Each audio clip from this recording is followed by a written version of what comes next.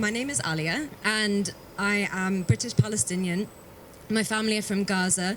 And so what happens at DSEI feels very personal to me, because the drones that are sold in that exhibition centre, the weapons that are exhibited, are the ones that are used against my family who still live in Gaza, and the drones, fly above their heads every day. There's intermittent periods in which I live with a shadow over my head of wondering if I'm going to get a phone call to say that something's happened to them because there's yet another Israeli assault on the Gaza Strip.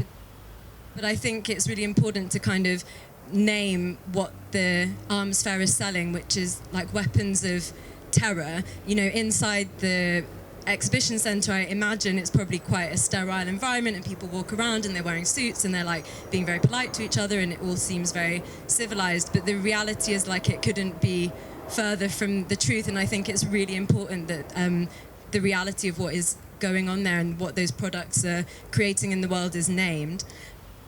Israeli arms companies working with the Israeli military develop and test weapons against Palestinians in the Gaza ghetto before selling them on to other repressive states as battle-tested. DSEI contributes to violence against colonized and indigenous people around the world, helping their oppressors meet with arms companies to trade lethal weaponry to refine their armory of repression. We gather in solidarity with all those resisting racist state violence and calling for DSEI to be shut down. We stand here today, like millions around the world, to choose life over death. Making war is the practice around which our world systems are structured today, whether it's neoliberal imperial wars of the early 2000s or the last 500 years of imperial colonial wars that built the British Empire. Behind us, the merchants of death are fraternizing, and so our responsibility is to rise up to the cause for a free Palestine, for a world where imperial war is obsolete. So I want to thank you all again for coming.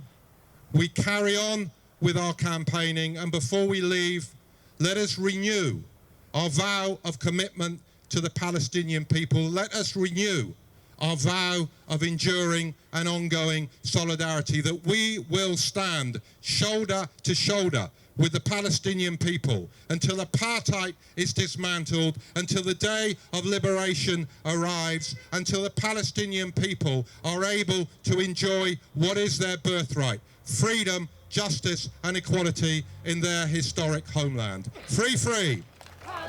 Free, free. Free, free. Thank you.